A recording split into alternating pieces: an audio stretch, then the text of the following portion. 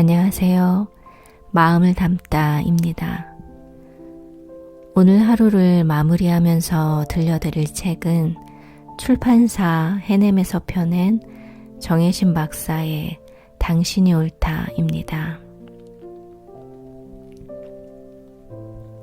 저는 때로는 저의 감정을 의심하고 이렇게 생각하면 내가 속이 좁은 걸 거야. 이 정도는 이해해야지 하며 저의 감정을 받아들이지 못하고 스스로 검열하곤 했습니다. 그런데 정혜신 박사는 이 책을 통해서 제게 네가 옳다고, 너의 감정은 맞다고, 그 감정은 이유가 있는 거라고 제게 알려주었습니다. 당신이 옳다라는 말 한마디가 저에게 안정감을 주었고 온전히 수용받는 느낌으로 다가왔습니다. 그렇게 내가 옳다는 인정은 저를 일어서게 하고 움직일 수 있는 에너지를 주곤 합니다. 그래서 항상 곁에 두고 마음이 힘들 때마다 읽곤 했는데 오늘이 또 그날이네요. 항상 혼자 읽었었는데 오늘은 함께 나누고 싶어졌습니다. 여러분에게도 도움이 되길 바라며 이제 시작하겠습니다.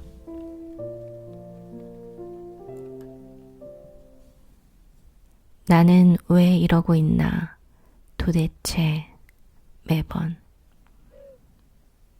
대개의 사람들에겐 이런 식의 자기 분열적 사고가 습관이다. 그런 생각을 할 리가 없어 라고 머릿속에 떠오르는 사람조차 실제로는 그렇다.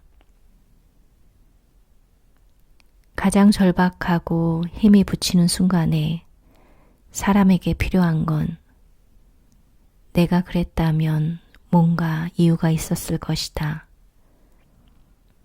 너는 옳다는 자기 존재 자체에 대한 수용이다. 너는 옳다는 존재에 대한 수용을 건너뛴 객관적인 조언이나 도움은 산소 공급이 제대로 되지 않는 사람에게 요리를 해주는 일처럼 불필요하고 무의미하다.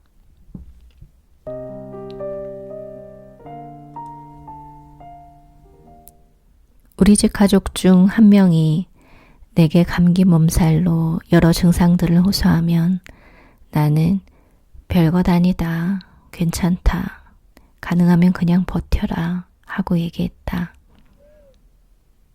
맞는 말이지만 그들은 내 반응에 몹시 서운해했다. 당시 나는 서운해하는 상대가 잘 이해되지 않았다. 몰라서 그런다고 생각했다. 그 정도의 증상은 시간이 지나면 저절로 해결될 문제다. 감기 몸살에 걸리면 약을 먹는 것보다 오렌지 주스 같은 비타민을 충분히 섭취하고 잘 쉬면 저절로 낫는다. 특별하게 해줄 것도 해줄 필요도 없다. 의학적 지식에 비추어 틀린 말도 아니고 야멸찬 말은 더욱 아니다. 그러나 그 말을 듣는 상대의 입장은 좀 다르다. 죽을 만큼 큰 병이 아니더라도 자신의 아픈 몸에 진심으로 관심을 가져주길 원한다. 특별한 치료가 필요 없는 질병이라도 일상에서 조심해야 할 것들, 대중요법 같은 것이라도 한두 가지 일러줬으면 상대는 안심했을 것이다. 그 기저에는 무엇보다 자신의 아픈 몸을 아무것도 아닌 듯이 가볍게 여기질 않길 바라는 속마음이 있다. 자신의 고통을 진지하게 대해주길 바라는 마음이 있다. 몸이 건강할 때도 인간의 그런 바람이나 욕구는 거의 본능적이다. 하물며 몸이 아플 때야 더 말해 무엇할까. 충족되지 않은 사랑에 대한 욕구. 사랑과 인정에 대한 욕구를 더 압축해서 말하면 사랑에 대한 욕구다. 인정 욕구는 사랑 욕구의 유아기 이후 또 하나의 변주다. 사랑 욕구는 아기 때부터 시작해서 늙어서 숨이 멎기 직전까지 인간이 한결같이 갈망하는 것이다. 예외가 없다. 욕구의 표현 방식이 세련되어지거나 욕구 충족의 대상이 달라질 순 있지만 총량 자체는 줄지 않는다. 줄어들 수 없다. 사랑 욕구가 일생 동안 쉬지 않고 안정적으로 공급되어야 피폐해지지 않고 살 수 있다. 차의 성능이 좋아져도 휘발유나 전기 등의 동력 없이는 1mm도 움직일 수 없다. 몸이 산소와 음식이라는 동력원으로 움직이듯 마음은 사랑 욕구가 채워져야 움직인다. 사랑과 인정 없이는 제대로 살아갈 수 없다. 나이, 지식, 경륜, 성찰이 아무리 깊은 사람도 사랑을 받지 못하면 마음이 뒤틀린다. 그가 가진 경륜이나 지식, 성찰도 무용지물이 된다. 제대로 작동하지 않는다.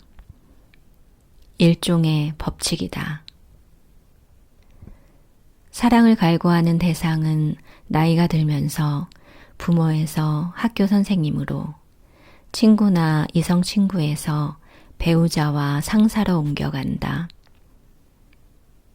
더 늙으면 자식이나 후배에게 사랑받길 원하기도 한다. 대상은 나이와 상황에 따라 끊임없이 이동하지만 욕구 자체는 변치 않는다.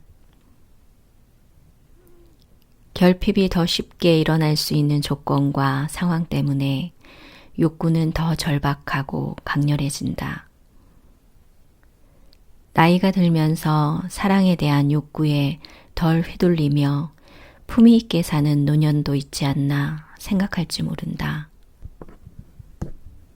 그렇게 보이는 사람이 있을 순 있어도 그 이유가 욕망을 잘 절제해서라거나 욕망 자체가 줄어서가 아니다.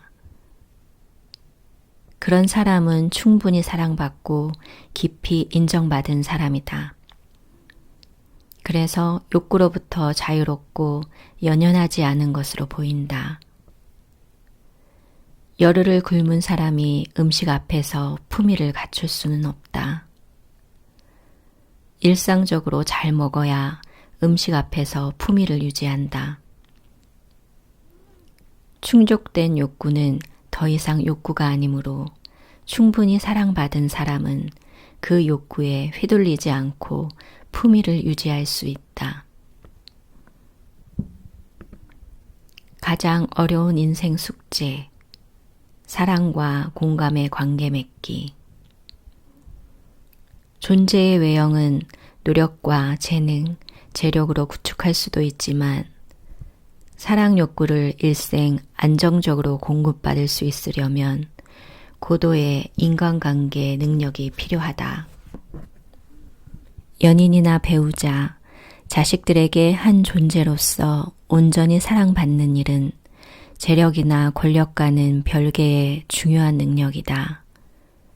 나와 또 다른 존재 간의 공감적 관계를 유지하는 일은 삶의 동력원을 확보하는 일이다.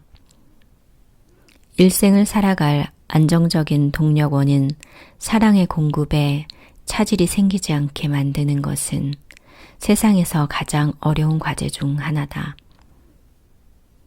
가장 단순한 이 일이 참 어렵다. 삶의 이 대목에서 많은 사람들이 돌부리에 걸려 넘어진다. 전문가도 별반 다르지 않다. 상담 전문가들을 대상으로 한 공감에 관한 워크숍 중에 20년 차 상담 전문가가 뜻밖의 고백을 했다. 저는 그동안 제가 제 마음을 이야기하는 걸 징징댄다고 생각하고 있었던 것 같습니다. 사실은 제가 사람을 무척 싫어하는 사람이라는 것도 알게 됐습니다. 상담 전문가로서 결격 사유일 수 있다는 걸 충분히 아는 사람의 가슴 쓰린 고백이었다.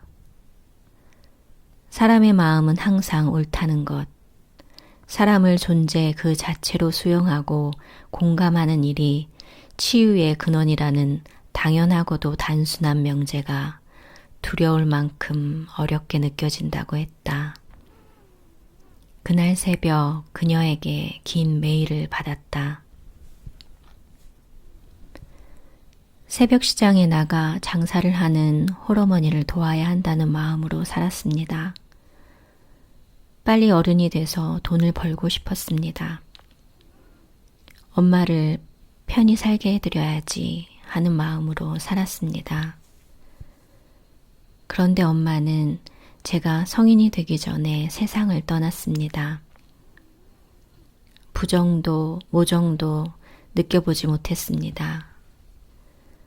살면서 한 번도 징징거리지 못했고 어리광을 부리지 못했다는 것을 이번에 뼈저리게 느꼈습니다. 엄마가 힘들까봐 착한 아이가 되어야 했습니다. 아주 어릴 때부터 옷을 알아서 챙겨 입고 숙제도 공부도 집안일 거드는 것까지 눈치를 보며 애어른이 되었던 것 같습니다. 그것이 지금까지 살아온 힘이 되었다고만 생각했습니다. 그런데 지금 보니 제가 다른 사람들과 제 아이들에게까지도 저처럼 징징거리지 말고 스스로 알아서 해야 한다고, 그렇게 사는 것이 독립적인 성인이라고 강요해 왔습니다. 그렇게 믿어 의심치 않았으니까요. 저는 제 마음을 한 번도 제대로 말하지 못한 것 같습니다. 주변 사람들의 눈치를 살피며 그들의 마음에 들려고만 했습니다. 그래서 징징거리거나 불만을 토로하는 사람, 어떤 문제가 생기면 짜증부터 내는 사람들을 잘 이해할 수가 없었습니다. 저는 자기 마음, 자기 감정을 드러내는 것을 사실은 안 좋게 생각하는 사람이었습니다. 답답하게 느껴지고 한심하다는 생각이 먼저 들었습니다. 어리석게도 저는 제가 독립적이고 철이 빨리 들어 제 앞가림을 잘하고 살아왔다고 믿었습니다. 열심히 살아왔다고만 생각했습니다. 그런데 알고 보니 그게 아니었습니다. 관계가 깊어질수록 공감이 힘든 이유. 전문가들뿐 아니다. 사랑하는 사람들일수록 공감에 실패할 확률이 더 높아진다. 관계가 깊어질수록 사람은 더 많이 오해하고 실망하고 그렇게 서로를 상처투성이로 만든다. 서로에 대한 정서적 욕구, 욕망이 더 많아서 그렇다. 옆집 사는 이웃에게는 친절하고 배려심 있게 대해도 내 배우자에게 그렇게 대하는 것은 쉽지 않다. 더 어렵다.